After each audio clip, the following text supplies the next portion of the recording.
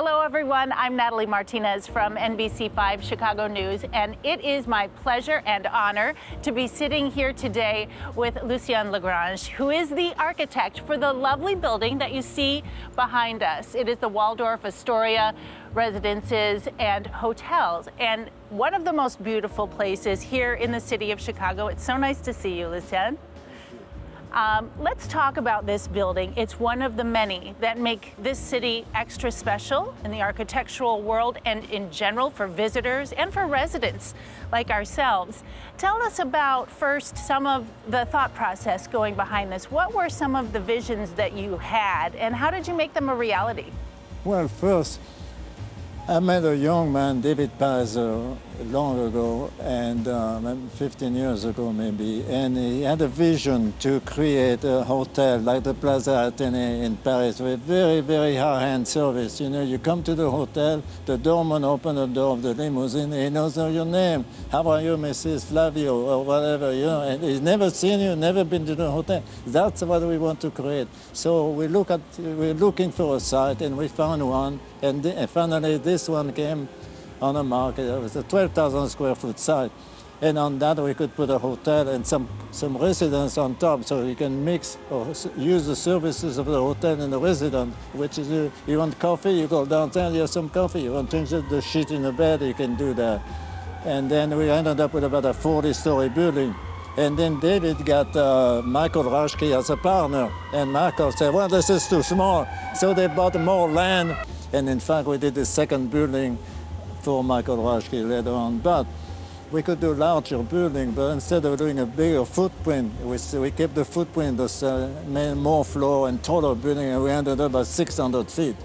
And then with that, we could create this courtyard, which really is an amazing thing to have this in the middle of Chicago, all that land just for a courtyard. It's very amazing to do that. But that's what made the building so special in Chicago. There's nothing like this in Chicago. This is what you're going to find in Paris, you know. And it's amazing. I see people walking by and they say, well, what is this? You know, they're not sure they can walk in on it. It's very private, very secure. And that really makes this building. And this building coming down to that courtyard is amazing. You can bring the car and wait and be there and receive by the doorman. That's what makes this building so special, really. That's what does it, this courtyard, which is very Parisian. Hotel particularly in Paris have this kind of courtyard, you know, with a kind of a private entry. And then the architecture, it was easy to follow up. You know, it got so tall. And I remember one day Mike coming back and saying, I sold 2 more floors. So the building was under construction, we had a 2 floor.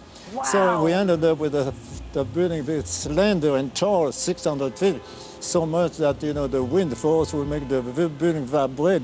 So we had to install a tune mass damper. The second one we did in Chicago, but the first one was a Park Tower.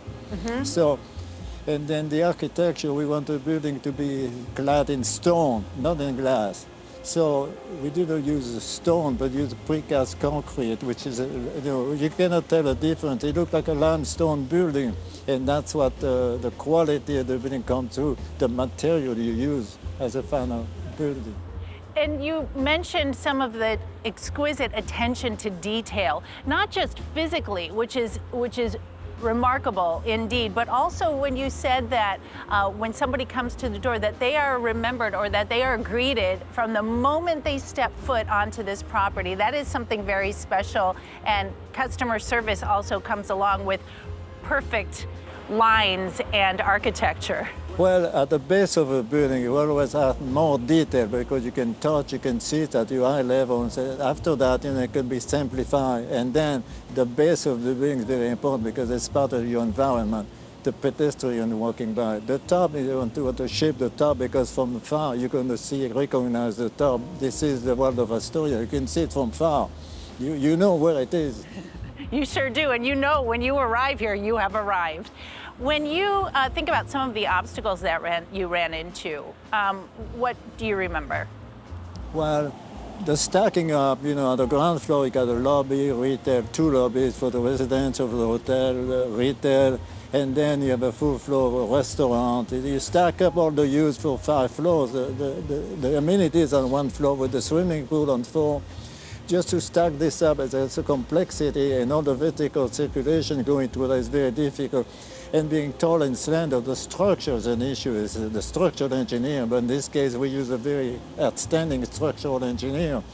And with 8 super columns, 6 by 6, to make the building stand up.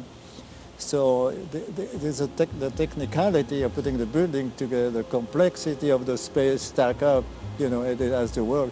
That's really what the challenge is. As you're explaining this, I'm thinking to myself, you're also in the middle of the city beside other skyscrapers with about this much space between buildings. So literally to get bulldozers in or to get construction equipment, everything requires a special skill set in order to build this in this space. It's not like you're in a rural area where you can come from the outside.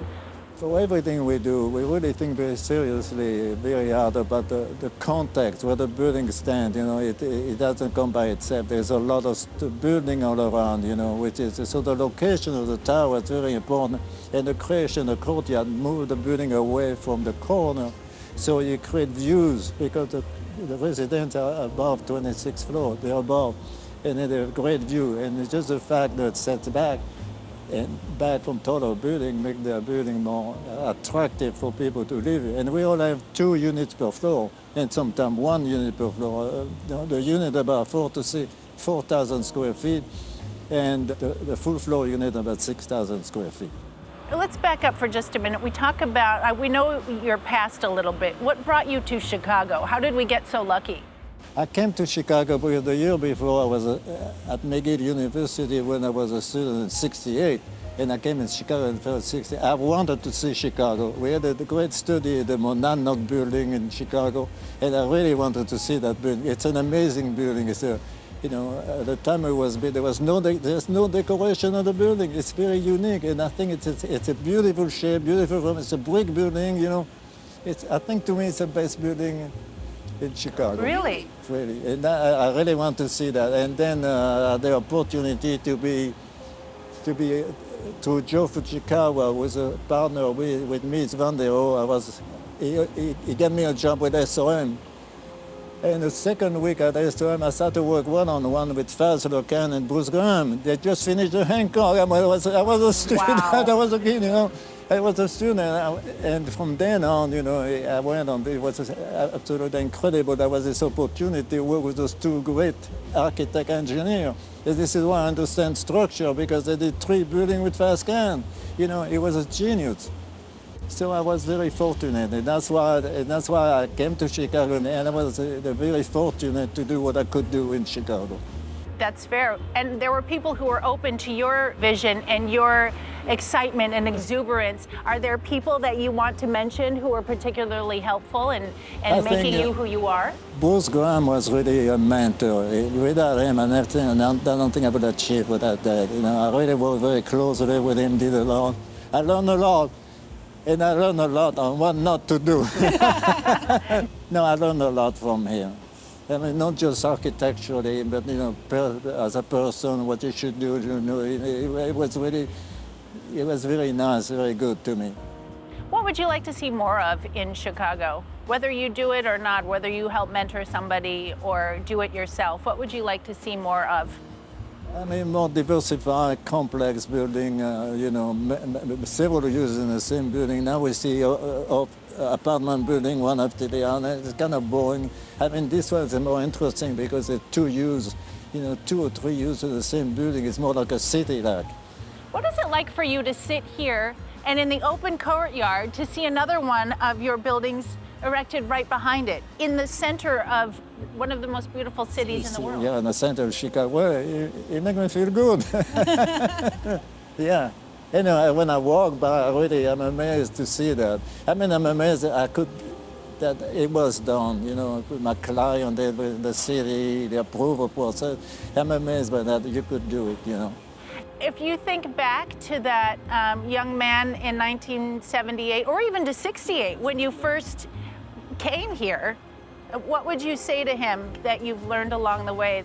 Well, at the time, I didn't know what I was getting into. I just wanted to be in Chicago and work in a great office, and I was fortunate to get a job. You know, that's what now would have changed my life. What I know today, I don't think so. I think, you know, what I could do is incredible. It's really incredible that I could do it in Chicago, and I think only in Chicago could I do it.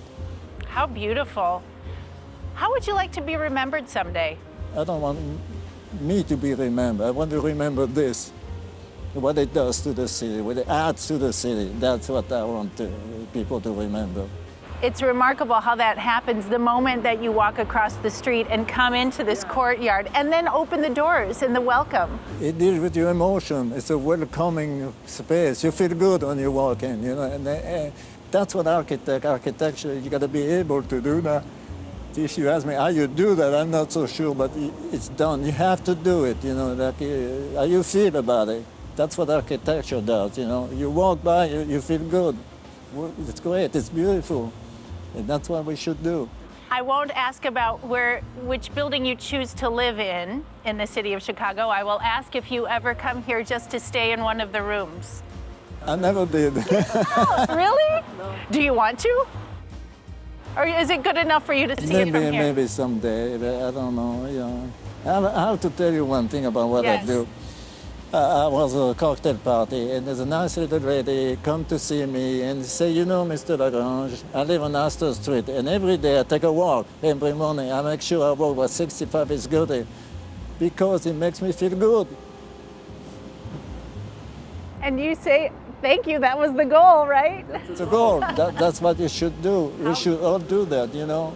And because we create a street like this is a street. It's not a building on a block. It's a street. You can go all around the block and you're on a street. Like Paris. Paris is a street.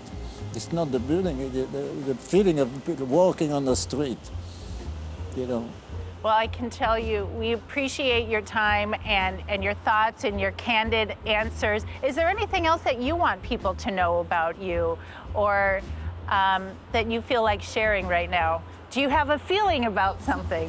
Well, one thing is, you know, my wife asked me, if you were not an architect, what would you be? Yes. And I said, I'd like to be a stone mason like my father. My father was a stone mason. And I did some walls with him. Building a stone wall or this, to me, it's the same thing. Yeah. This is a personal question because I do believe that this is architecturally the most beautiful city in the world. If it weren't Chicago, and I think our audience probably would agree, what other city do you think has beautiful architecture? Paris. Is it second or first? No, not the first. Okay. Not the first. I mean, you know, this comes from Paris. Talk to us about your most gratifying, I guess. First of all, I also am very interested in how you got yourself to be among those that were working with the Hancock Tower. I'd like to know how those conversations went. You weren't just lucky, you obviously made some moves for yourself, but also talk to us about what's most gratifying for you. I think this is the most gratifying, you know. I mean, because in Chicago, it's a landmark in Chicago. It's not, and for me, to be able to do that in Chicago. And I think Chicago is also a very open city. They accept what you can do. So all you have to do is show you can do, have a passion, a vision, and Chicago would accept it. And that's why it's a very unique city for me. What I did in Chicago, I don't think I could have done it in any other city because Chicago is open to that. We appreciate you for joining us. Thank you so much, Lucien. And thank you. I hope you have a great rest of your night.